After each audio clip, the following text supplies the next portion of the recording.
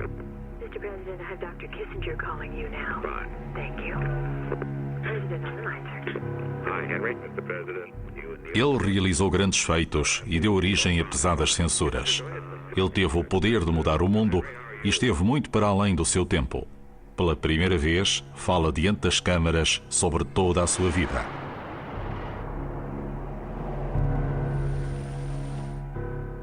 Henry Kissinger.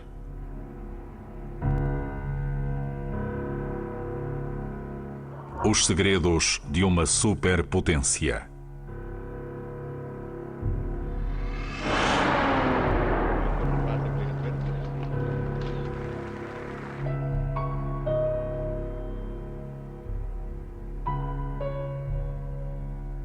A guerra no Vietnã é o tema mais importante para Henry Kissinger. Ele quer evitar a catástrofe da derrota.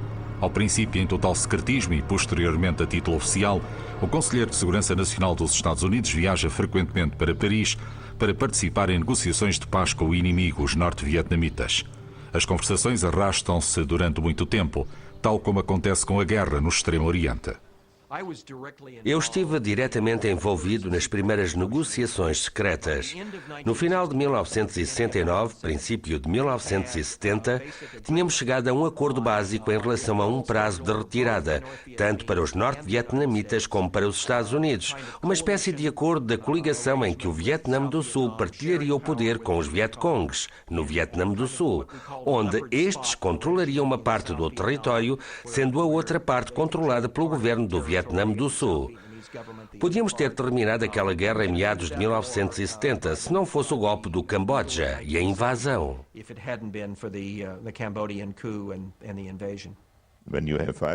Quando temos 550 mil soldados e já perdemos 35 mil, não podemos simplesmente desligar tudo, como se fosse uma televisão, e dizer que não nos importamos com as pessoas que confiam na nossa palavra, que colocaram o seu destino nas nossas mãos. E depois temos uma questão puramente técnica. Como é que se tira 500 mil pessoas de um país, quando hoje em dia se constata que o facto de evacuar apenas algumas centenas de pessoas já acarreta tantos problemas? Por isso pensámos numa retirada sistemática, enquanto fortalecíamos as pessoas que tínhamos apoiado. Era esse o caminho a percorrer, e na verdade não havia mesmo outro.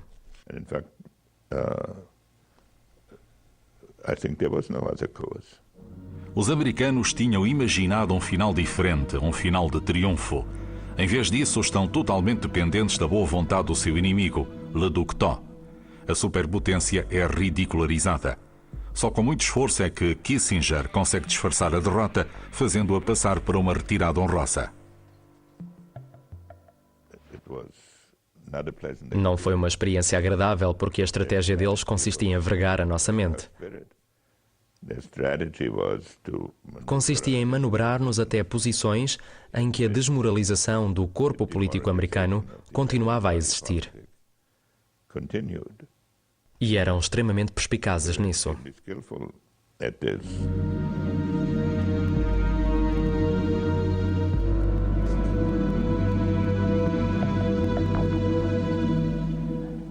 The following statement is being issued at this moment in Washington and Hanoi. At 12:30 Paris time today, January 23, 1973, the agreement on ending the war and restoring peace in Vietnam was initialed by Dr. Henry Kissinger on behalf of the United States and Special Advisor Le Duc Tho on behalf of the Democratic Republic of Vietnam. Os Estados Unidos perderam a guerra. Kissinger, o estratega, venceu. Ele e Le Duc Tho são galardoados com o Prémio Nobel da Paz. Nothing that has happened to me in public life has moved me more than this award. When I shall receive the award, together with my old colleague in the search for peace in Vietnam, Le Duc Tho. Mas Le Duc Tho recusa-se a receber o prémio. E Henry Kissinger ouve dizer que há manifestantes à sua espera em Oslo e envia o embaixador americano, em seu lugar, à cerimónia de entrega do prémio. Quando Kissinger e Nixon atingem o auge do seu sucesso, surge inesperadamente a ameaça de uma catástrofe. Trata-se de um incidente bastante insignificante, parece abalar a presidência de Nixon. A história recua até à campanha eleitoral de 1972, quando o republicano Nixon se candidata a um segundo mandato. O presidente tem mesmo boas hipóteses, mas a sua desconfiança em relação ao democrata que contra ele concorre deixa-o cego, inclusive perante a lei. 5 homens entram à força na sede de campanha dos democratas no Hotel Watergate. Revistam as salas, instalam escutas e são apanhados a fazê-lo. As pistas conduzem a apoiantes na Casa Branca.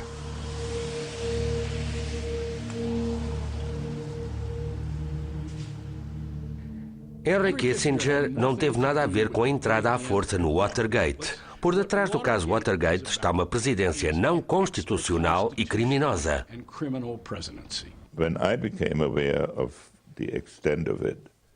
Quando me apercebi da dimensão daquilo, que já era muito tarde, chamei um colaborador de Nixon de longa data, que tinha sido conselheiro de Eisenhower, e perguntei-lhe como é que isto pôde acontecer. Ele respondeu-me: houve um idiota qualquer que foi à sala oval e que fez o que lhe mandaram fazer. O sistema de escutas torna-se agora uma armadilha. Uma gravação revela como Nixon é chantageado pelos assaltantes. $1 milhão? Não há problema, diz o presidente, mesmo que seja em dinheiro vivo. I would say these people are going to cost $1 million over the next few years.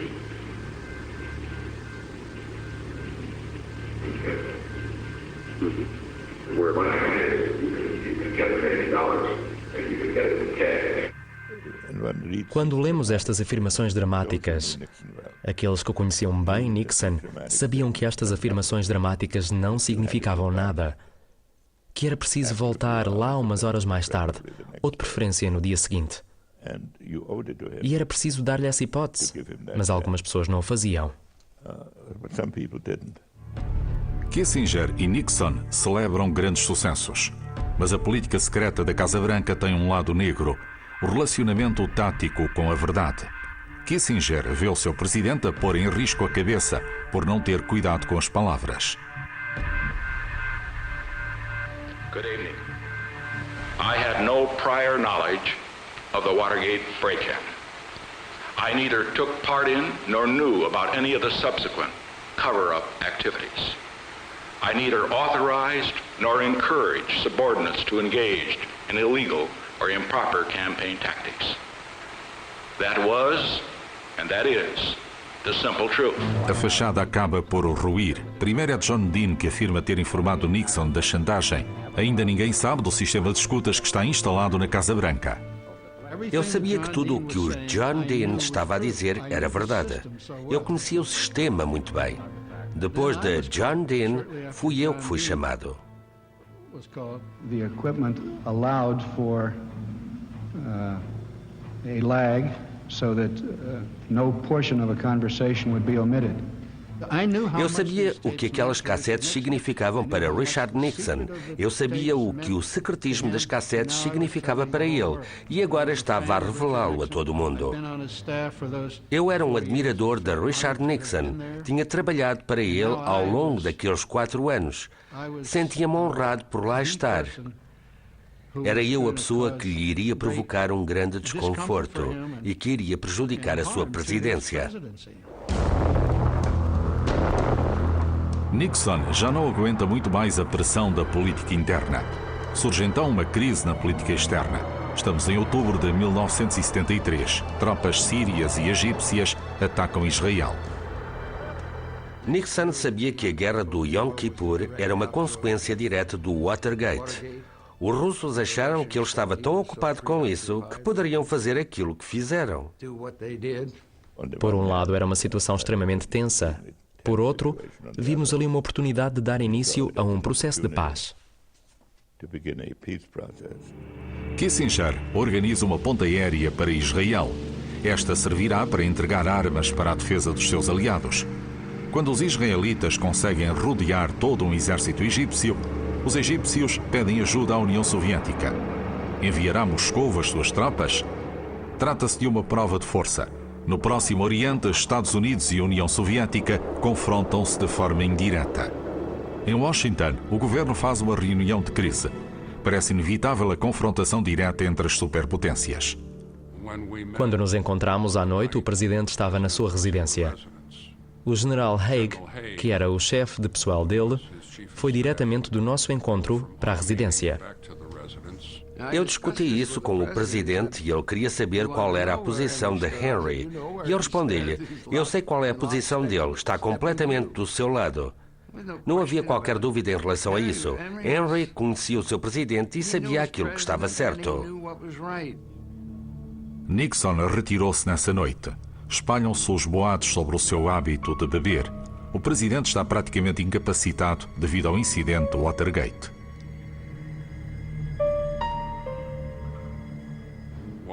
Não sei dizer por que razão o presidente decidiu retirar-se naquela noite.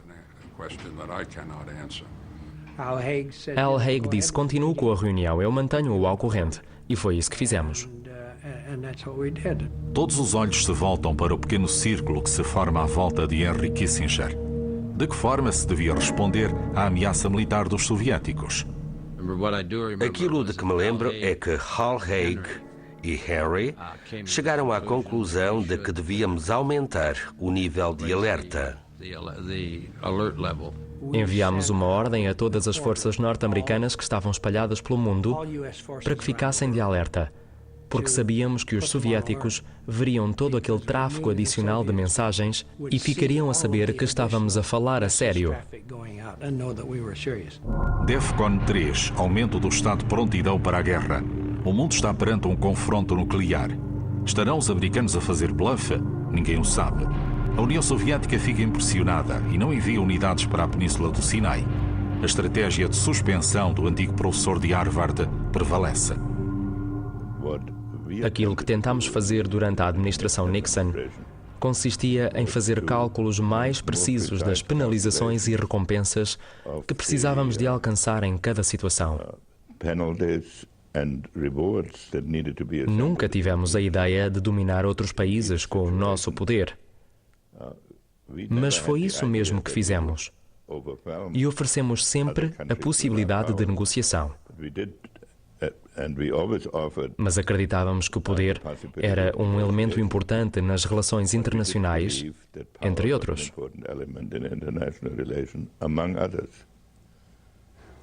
E ele estava pronto a usar armas nucleares? Não, acho que ele estava convencido de que se estivesse pronto nunca teria de o fazer. É nisso que consiste a estratégia de suspensão. Então quer dizer que é preciso estarmos prontos para as usarmos. Se não as quisermos usar, se as quisermos usar, devemos deixar que o outro lado pense que não o faremos. Depois, poderemos usá-las. Com o poder militar dos Estados Unidos na bagagem, o próprio Kissinger viaja para o Médio Oriente.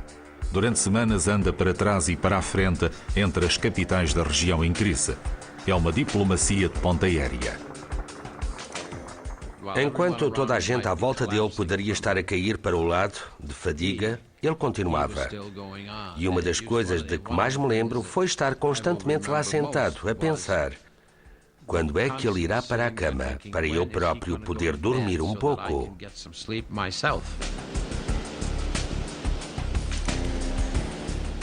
Havia alturas quando andávamos de um lado para o outro, umas 16 a 18 horas por dia, em que conseguíamos ir a 2, 3 ou 4 capitais num só dia.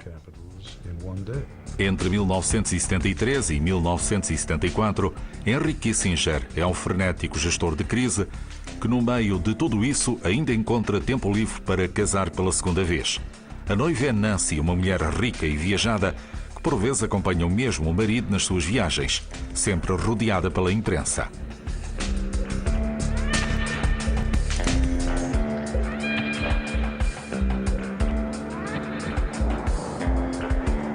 Henry Kissinger consegue mesmo resolver as tensões no Próximo Oriente, pelo menos temporariamente. É agora aclamado como o super-homem da política externa. E com ele celebra-se também o seu estilo de política, o pragmatismo político. É nisto que consiste o pragmatismo político, em fazermos todos os acordos que funcionem a nosso favor e repudiarmos todos esses acordos no momento em que deixam de nos favorecer, desde que o consigamos fazer.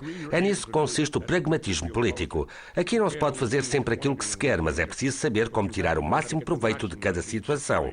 E a moral não tem absolutamente nada a ver com isso. Henry Kissinger, o arquiteto de uma nova ordem mundial na visão americana, na qual nem toda a gente tem lugar. Como é o caso de um político socialista do Chile. A crise à volta de Salvador Allende acentua-se no outono de 1973 durante o caso Watergate e no desenrolar da crise no Próximo Oriente. Mas a história tem início 3 anos antes, com a candidatura de Allende à presidência chilena. Nixon teme estar perante o novo Fidel Castro. Para Nixon, o fenómeno de Castro era um tema particularmente emotivo, porque ele acreditava que tinha sido derrotado em 1960, já que Kennedy tinha mais facilidade em falar sobre Castro do que ele, enquanto vice-presidente. E era conhecido por aquilo que estava a ser feito, por isso ele acreditava que já tinha perdido, pelo simples facto de Castro existir. Depois, em 1962, achou que foi derrotado na eleição para governador da Califórnia, uma vez que a crise dos mísseis cubanos ocorreu precisamente no momento da eleição. Por isso, evitar o aparecimento de outro Castro era uma questão fundamental para Nixon e um tema em que ele se mostrava mais ativo do que em qualquer outro tema que eu tenha tratado com ele.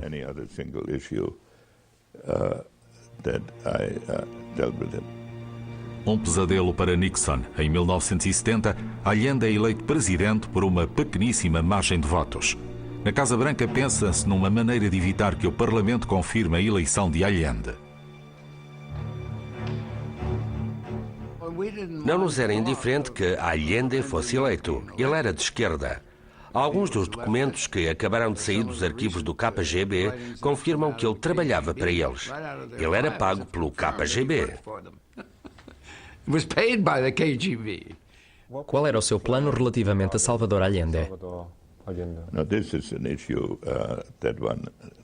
Ora, aí está um tema que é melhor ser você a ler, porque há alguns temas que foram muito mal apresentados.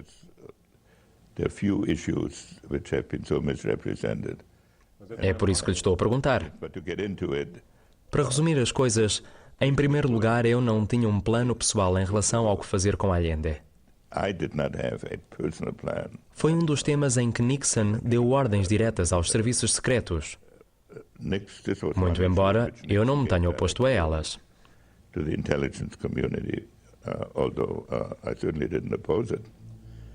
Ao longo de todos estes anos, Nixon coordena com Henry Kissinger as estratégias secretas da política externa, até mesmo as operações da CIA, e o mesmo acontece no caso do Chile. O aparecimento de um segundo Castro na América Latina deve ser fortemente evitado. Allende só tinha conseguido obter uma vitória técnica, pois tinha apenas cerca de 36% dos votos. O seu oponente mais direto conseguira ficar a menos de 1% da votação dele. Mas se juntássemos todos os votos não comunistas, estes ultrapassavam os 60%. Por isso, a estratégia geral consistia em encontrar uma maneira de fazer uma eleição apenas entre dois candidatos.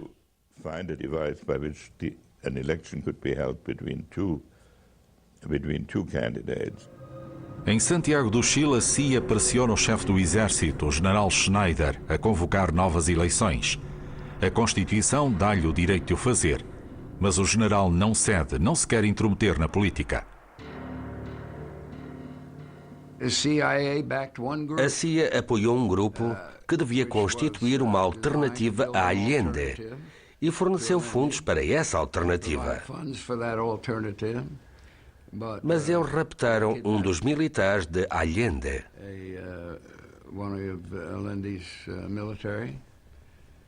O general Schneider? Sim, e ele foi assassinado durante essa estúpida ação. Mas isso não foi feito com a aprovação dos americanos ou de acordo com um plano americano. Não era um plano americano, mas como a CIA os financiava, isso tornava-os responsáveis, como acreditavam muitos dos nossos legisladores. O assassinato do general Schneider não consegue evitar a tomada de posse de Allende. Desenvolve-se agora um confronto sem paralelo. Allende no sul e Nixon no norte da América. Nixon está decidido a tornar a vida do novo presidente o mais difícil possível. Allende quer nacionalizar as empresas americanas. Trata-se de um duelo à distância.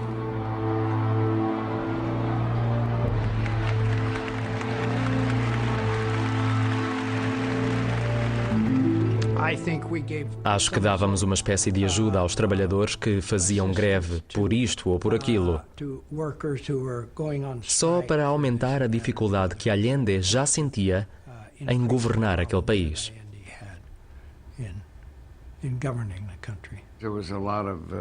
Havia muito daquilo a que eu chamo atividades secretas realizadas pela CIA. E já tinham ocorrido alguns eventos na América Latina em que essas atividades tinham tido um grande sucesso. Isso não se passou tanto durante a administração Nixon, mas sim na de Eisenhower. E até mesmo antes, onde as ações secretas tiveram êxito, prevenindo a tomada do poder por parte dos comunistas. Isso aconteceu algumas vezes no Brasil. Aconteceu na Guatemala. E era o tipo de atividades com que a CIA se ocupava e tínhamos organizações especiais para lidar com isso.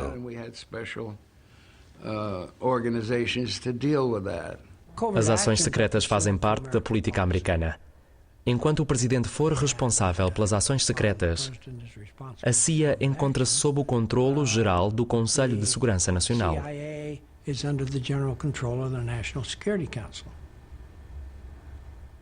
Então isso era da responsabilidade dele?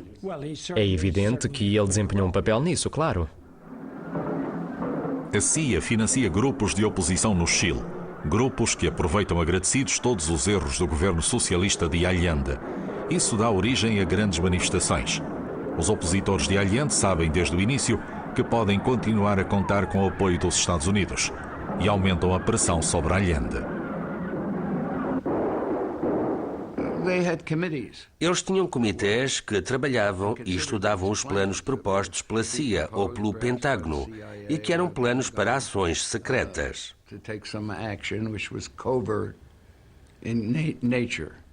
Qual era o papel de Henry Kissinger? Ele era um membro do comitê e acho que naquela altura presidia ao comitê sob o sistema que tinha sido estabelecido. Mas isso não significava que ele tinha carta branca. Tinha de ser aprovado por todos os departamentos. Quer dizer que ele tinha de coordenar as ações? Sim, mas também de se certificar que toda a gente estava de acordo com elas.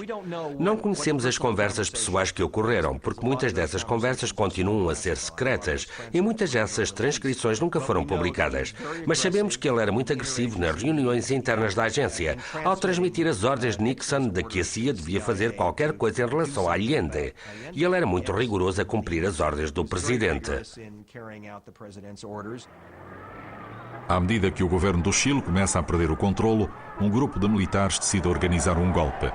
Caças da Força Aérea chilena bombardeiam o Palácio Presidencial.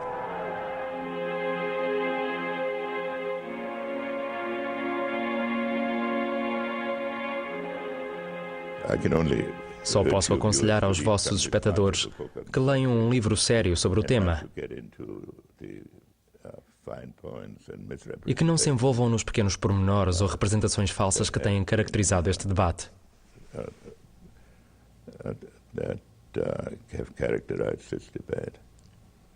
Mas deixe-me fazer-lhe uma pergunta mais geral. O Chile era um Estado soberano. Por que é que nesta altura era importante para os Estados Unidos?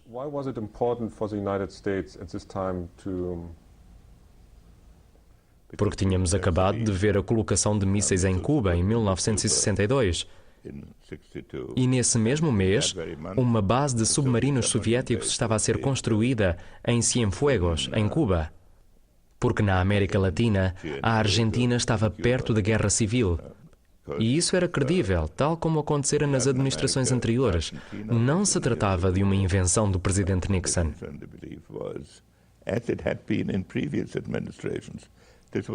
Os presidentes Kennedy e Johnson tinham seguido exatamente a mesma política, mas eles tinham-no feito de forma mais eficaz no período eleitoral. E esse era o grande tema no que nos diz respeito. Mas isso é tudo o que eu vou dizer sobre este assunto. Por isso não vale a pena continuar a insistir.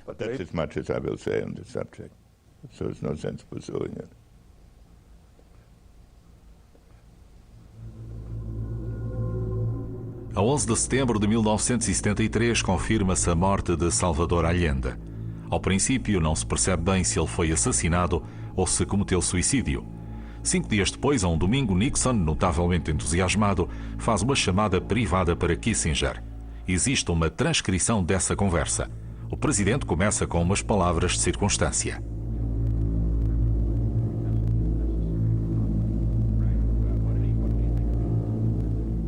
Kissinger responde: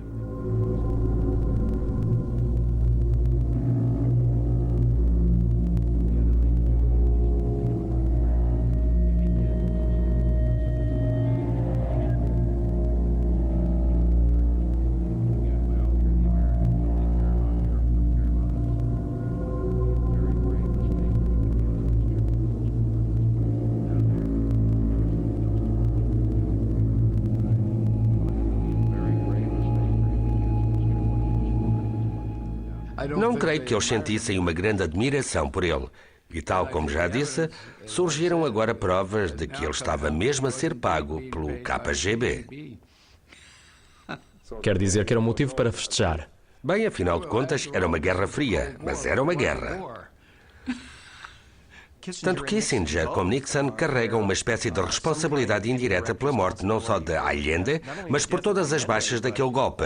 Aquele golpe foi essencialmente organizado na América e o encorajamento que demos aos militares chilenos, a luz verde que lhes demos de tantas maneiras diferentes, assim como a própria ajuda material que lhes facultamos, foram responsáveis pela terrível repressão que se sentiu naquele país nos anos que se seguiram. Sim, é claro que têm responsabilidade nisso. O Chile depois de Allende. Pouco tempo depois, o general Pinochet, o novo governante, estabelece uma ditadura militar. Milhares de cidadãos são presos, torturados, assassinados ou simplesmente desaparecem. Anos mais tarde, em 1976, Henry Kissinger viaja para Santiago. Trata-se de um encontro de cavalheiros.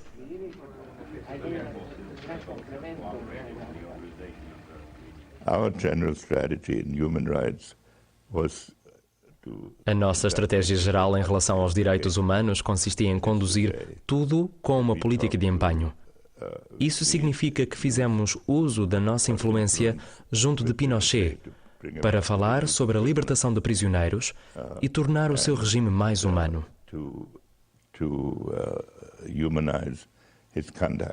Eu diria que o pragmatismo político de Kissinger era imoral. Ignorava-se deliberadamente aquilo que um país fazia dentro das suas fronteiras. O nosso único critério para o considerar como amigo ou inimigo era a avaliação da sua política externa. Fechava-se deliberadamente os olhos à forma como tratavam os seus próprios cidadãos. E eu julgo que isso chegava frequentemente a violações da lei internacional. Os direitos humanos eram um conceito que Kissinger desconhecia. Podemos olhar para aquilo 30 anos mais tarde e sob uma perspectiva diferente e começar a criticar as conversas. Mas se lerem as minhas conversas com Pinochet, podem dizer, por um lado, que eu fui demasiado educado com ele.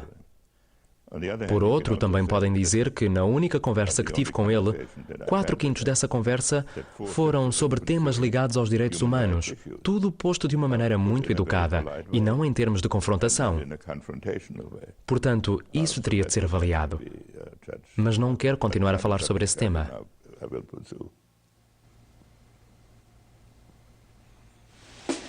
No outono de 1973, Kissinger é promovido. O conselheiro de segurança torna-se também secretário de Estado. Mas os problemas internos fazem-lhe a vida difícil.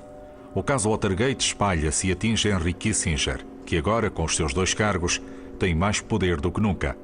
Uma antiga história chega agora ao conhecimento da imprensa. Remonta aos primeiros tempos de Kissinger no poder, quando o bombardeamento secreto do Camboja fez as parangonas dos jornais e que, como consequência, levou à colocação de escutas nos telefones dos colaboradores mais próximos e dos jornalistas. Apesar de todas as suas diferenças, não serão Kissinger e Nixon almas gêmeas? Não se terão eles tornado demasiado parecidos no medo e na desconfiança? Estará Kissinger a passar agora pelo seu próprio Watergate? Descobrimos que os chamados canalizadores que colocaram estas escutas trabalharam sob o comando de um representante de Kissinger, que as conversas gravadas pelas escutas iam para Haig, iam para Kissinger, e que se tratava de uma operação que se centrava basicamente à volta do gabinete dele. As coisas más sobre ele, todas as histórias horríveis, as escutas, aquela coisa particularmente horrenda no Chile com Allende, tudo isso foi revelado pouco a pouco ao longo dos anos e deu origem a uma enorme raiva entre os membros da esquerda, que estavam à procura de um vilão, e ele tornou-se para muita gente o Dr. Estranho Amor. Numa das suas inúmeras viagens sobre o Atlântico, Kissinger decide contra-atacar. Utiliza uma conferência de imprensa em Salzburg para ameaçar abertamente aqueles que o criticam. A imprensa fica a conhecer um outro Kissinger, menos encantador.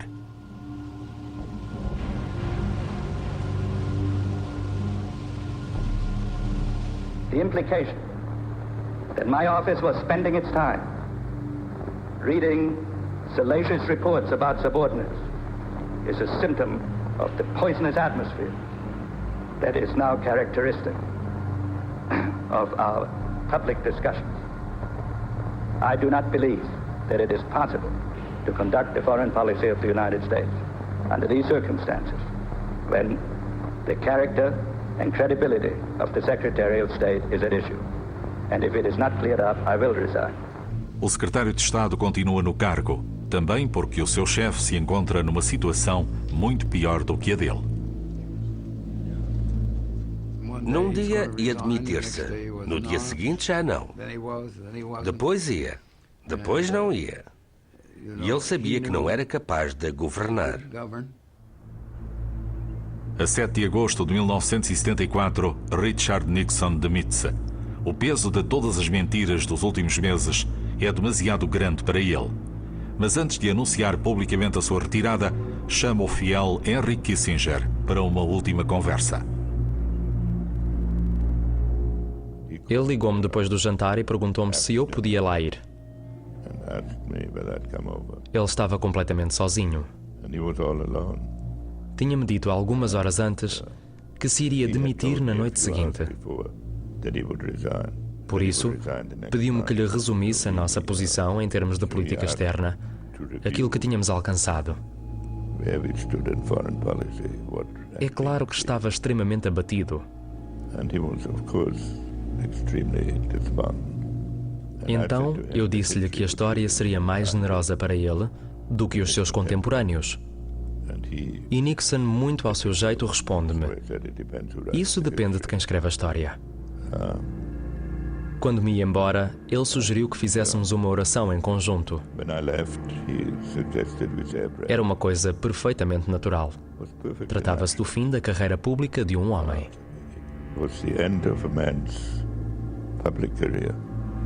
Quando Kissinger regressa ao seu gabinete, o telefone toca. O presidente está numa pilha de nervos. Kissinger promete falar apenas com todo o respeito sobre o seu encontro, se alguma vez falar sobre ele. Mas o sistema de escutas ainda está a funcionar na Casa Branca. Muitos aparelhos de escutas foram desativados nos últimos tempos, mas aparentemente existe uma gravação terrivelmente pessoal do telefonema de Nixon. Eu certifiquei-me de que a gravação não ia a lado nenhum. Consegue descrevê-la? Não sei onde ela está atualmente e nunca a ouvi. Nunca a ouviu? Não. Nunca. Então o que fez com a cassete? Nunca a ouvi. Destruiu-a? Era evidente que era tão pessoal que sim, destruía.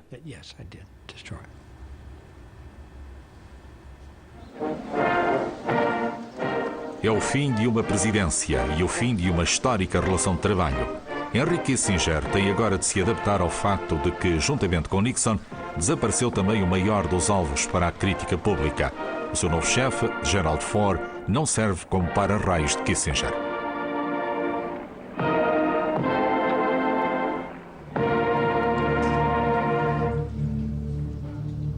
Tal como já disse, eu tinha sido usado pelos meios de comunicação em parte como alibi para o ódio que sentiam por Nixon.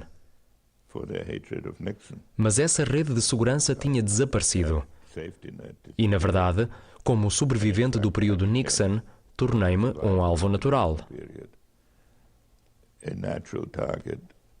E era mais fácil atacar Ford através de mim, apesar disso ter o seu lado inverso. Eu tornei-me uma figura política normal. Um secretário de Estado normal com o seu novo presidente numa visita de Estado normal a um país amigo, a Indonésia. No entanto, no final de 1975, há muita coisa em jogo em Jakarta. Depois de Portugal se retirar de Timor, surgem manifestações em Dili. O presidente Suharto planeia invadir a parte leste da ilha. Como reagirão os americanos? Quando lá estivemos, os indonésios disseram-nos que provavelmente avançariam para Timor.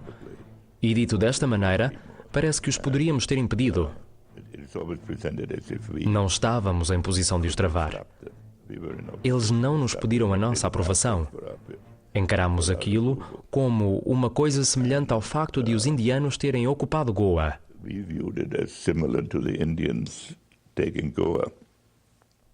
Mas não se tratou de uma coisa pensada previamente.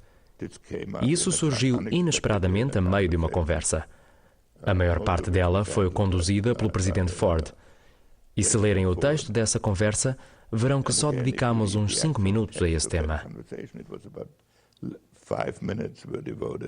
O protocolo secreto do encontro revela como o presidente indonésio coordena as suas políticas com Ford e Kissinger. Diz Suharto: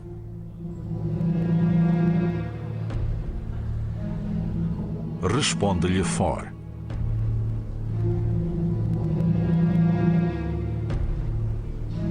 e Kissinger acrescenta: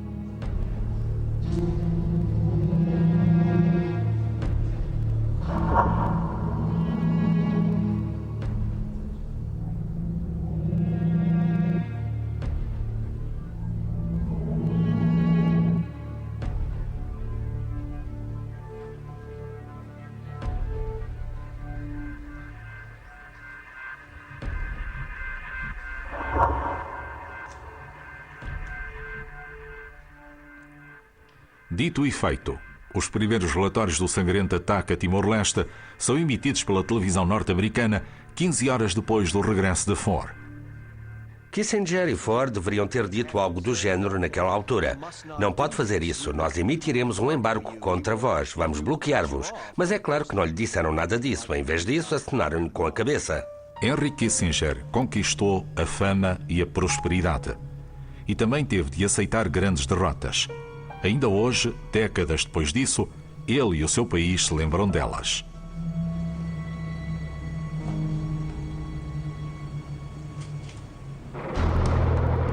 Saigão, no Vietnã do Sul, abril de 1975.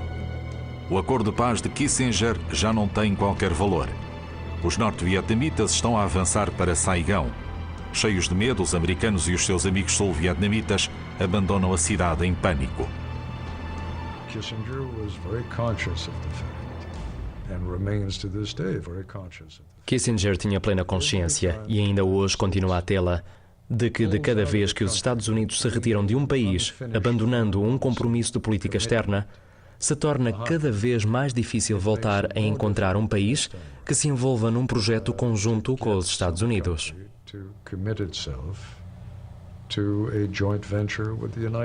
Os últimos dias, o governo faz sucessivas reuniões de crise, também com Donald Rumsfeld, o chefe de pessoal de Ford. As notícias chegadas do Vietnã apontam para uma catástrofe iminente. Deverão os Estados Unidos reagir com bombas? Devem retirar-se ou contra-atacar? Falei com Henry e disse-lhe: isto vai rebentar e nós temos de fazer qualquer coisa. E ele respondeu-me: Hal, tens de falar com o presidente.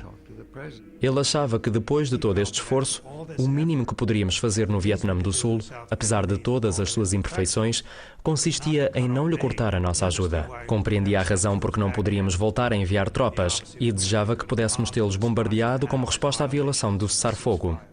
Acho que se isso fosse possível, Henry Kissinger teria agido. Não tenho qualquer dúvida em relação a isso, se isso tivesse sido possível.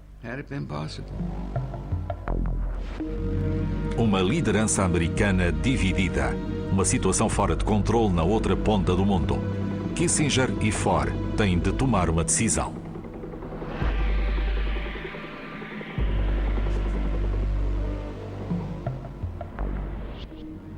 A determinado momento, quando tudo estava a começar a ruir, lembro-me de falar com Henry e ele disse: Larry, isto já foi longe demais, já não o conseguimos salvar. O melhor que temos a fazer agora é sair o mais depressa possível.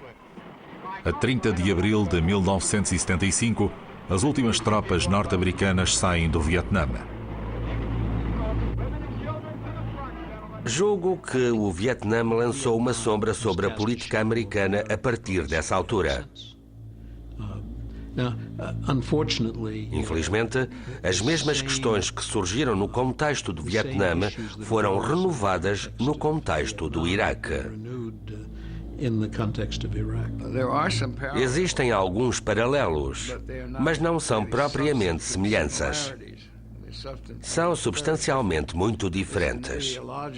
É uma luta ideológica que assume proporções globais, o que é muito mais grave do que o Vietnã.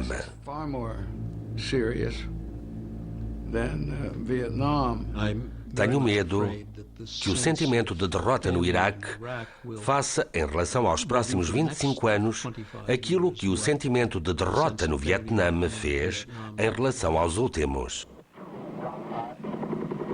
As limitações de uma potência mundial. Quando os ventos eram de feição, Henry Kissinger conseguiu afastá-las, mostrando novos caminhos para o seu país. Então, e o Vietnã? O Vietnã devolveu aos americanos a noção das suas próprias limitações, pelo menos temporariamente.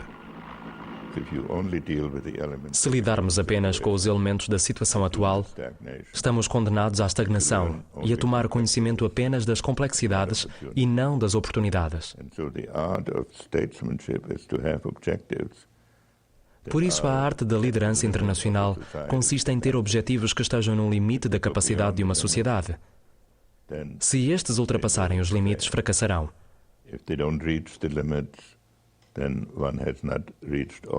Se não chegarem aos limites, não teremos alcançado todas as nossas oportunidades. E a forma de equilibrar isso, o facto de isto ser uma coisa que tem de ser compreendida, foi uma coisa que eu aprendi com a minha experiência. O tempo de serviço de Henry Kissinger terminou em janeiro de 1977. As suas decisões e os seus ensinamentos continuam até hoje a dar forma aos Estados Unidos da América e ao resto do mundo. Versão portuguesa, Santa Claus Audiovisual.